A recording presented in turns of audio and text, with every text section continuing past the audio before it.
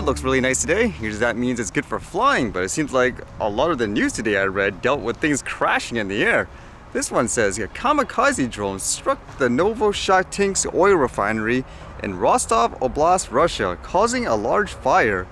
It says although the precise type is unclear, it appears to be based on the UA-PD-1 or PD-2 series of reconnaissance UAVs. The area is around 150 kilometers from the front line. And you can see, first, you see this drone flying. And I guess at first people were just like, oh, okay, what is that? And then afterwards, it is what it is. It basically crashes. And there was videos and pictures you can see of the aftermath and all that.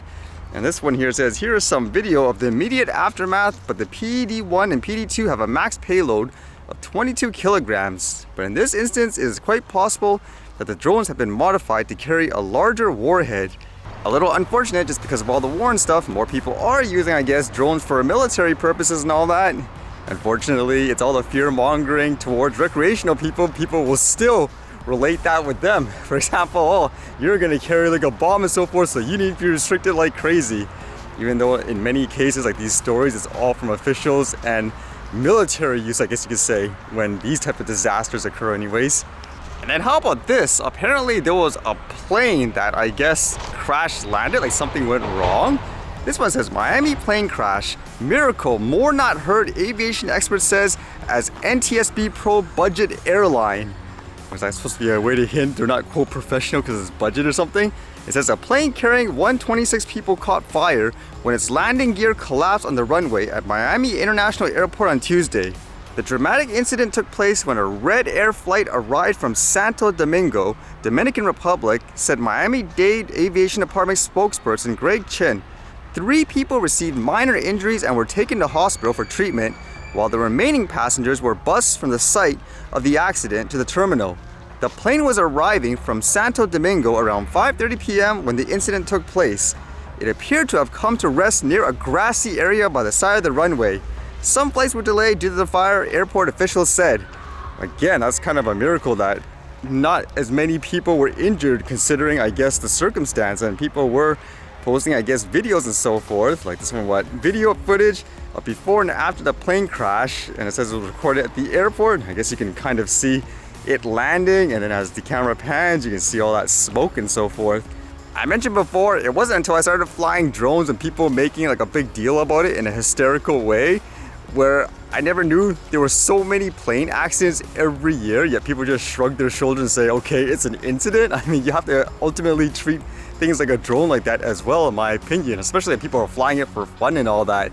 Be responsible, don't be dumb, etc., etc. You don't need over-the-top stuff, because unfortunately, stuff like this will happen eventually. It's more about what process do you have, I guess, to take care of it or deal with it when it happens, per se, because there's no way you can prevent something from happening 100%. And with that news I read the other day on how Amazon is literally running out of people to hire, how about this one? This one says, meet Amazon's first fully autonomous mobile robot. Apparently it's called Proteus, and I guess it's gonna go around things like their warehouse and do various work. It says, Proteus is our first fully autonomous mobile robot. Historically, it's been difficult to safely incorporate robotics in the same physical space as people. We believe Proteus will change that while remaining smart, safe, and collaborative. In terms of what it does, it says Proteus autonomously moves through our facilities using advanced safety perception and navigation technology developed by Amazon. Proteus will initially be deployed in the outbound go-kart handling areas in our fulfillment centers and sort centers. Our vision is to automate go-kart handling throughout the network, which will help reduce the need for people to manually move heavy objects through our facility and instead let them focus on more rewarding work. So would you think that's good or bad? It's kind of interesting they say that in terms of, I guess, not needing as much people. Is it more because it's more efficient per se, or it's because like they say in those other articles they're running out of people to hire? I think that was inevitable, where they're going to try to automate as much work as possible with quote robots anyways.